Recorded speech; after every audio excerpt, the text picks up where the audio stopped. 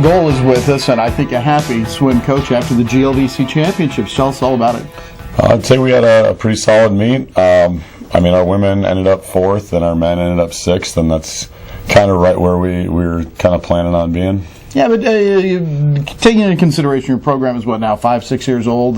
That's a pretty hefty jump, isn't it?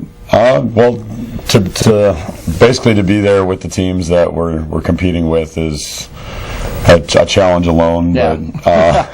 But for us to have like some of the swims and for our team to do as well as we did against that competition, I was very proud of them.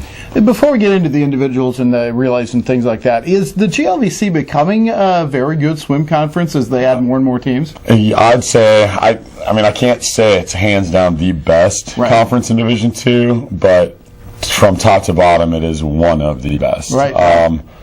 Just to compare the GLVC with the GLIAC, just even one event as an example, Trey Rogenstein won his best time in the 200 IM by a second and a half, and he went 1:53.09 to sneak in 16th in our conference. Okay.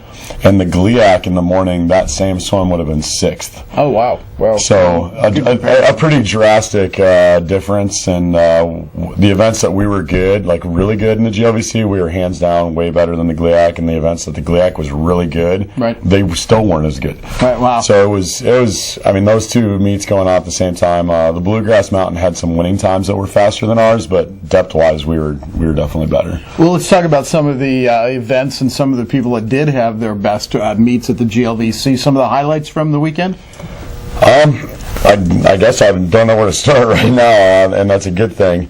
I guess I can talk about probably one of the bigger surprises was freshman Eileen Burt. We had a feeling that she was gonna, put a couple swims on the board, but she really surprised us and got top 8 in the 200 IM, and she finished 2nd in the 400 IM. Wow.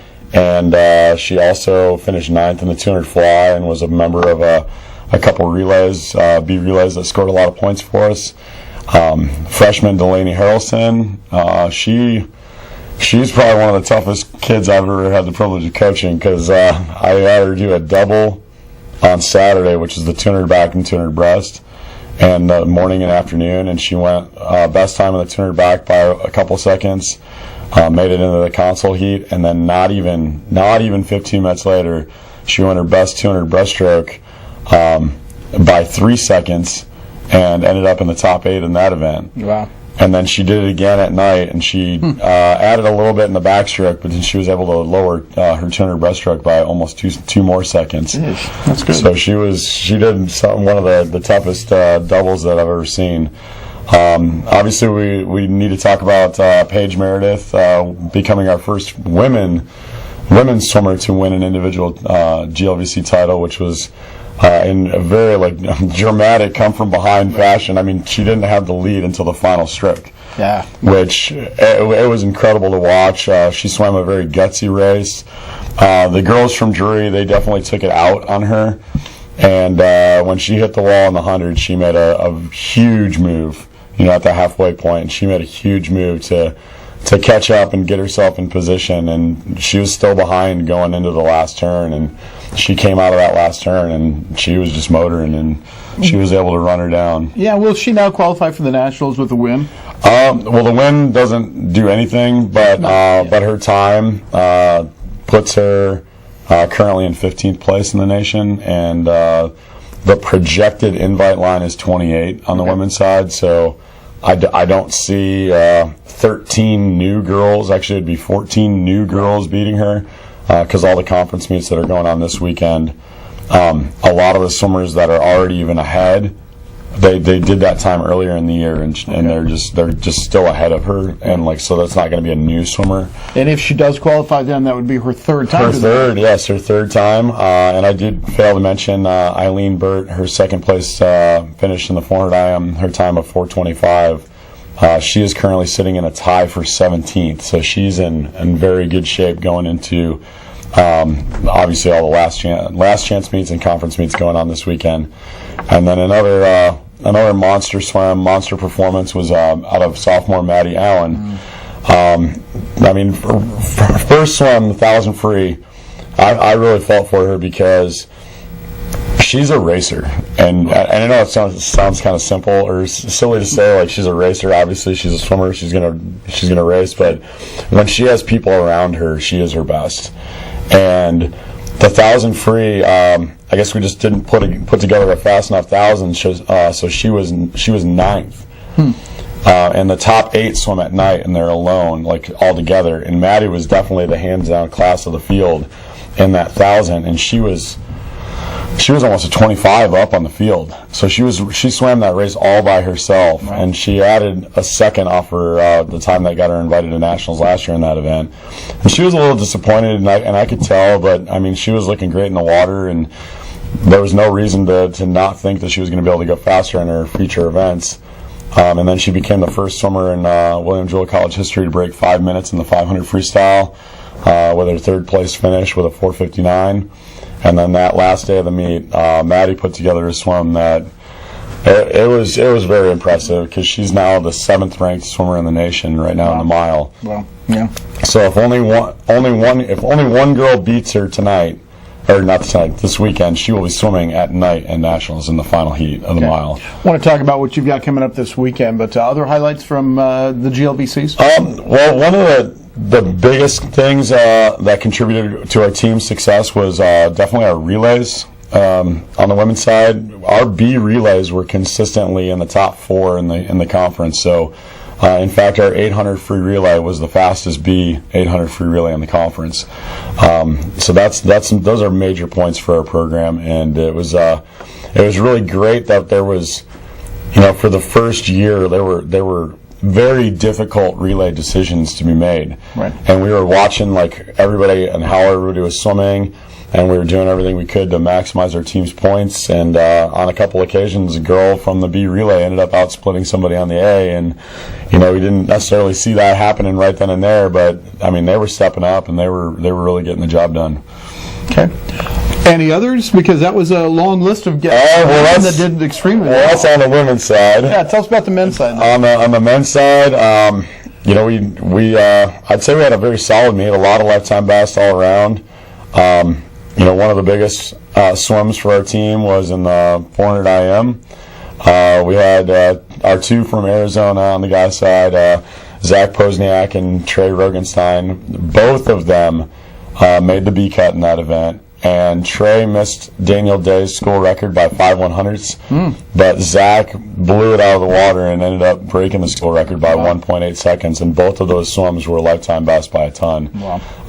So I don't think it's not the first time that we've had 2 guys make a B cut in an event, but it was the first time in the 400 IM, so it was really great to see.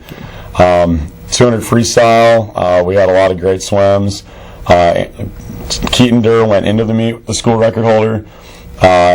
In the prelim, he lowered his school record, but then in the next heat, Anthony Aranda broke his school record. That's what you want. It's good. It's good competition. It's good fun. And then probably one of the best swims of the weekend on the men's side, Keaton Durr led off our 800 free relay. Just a ton of guts, a lot of heart in the swim, but he just said, he's like, after he went his best time by a half a second, he's like, I know I'm faster than that. He goes, can I lead off? And he really wanted to lead off.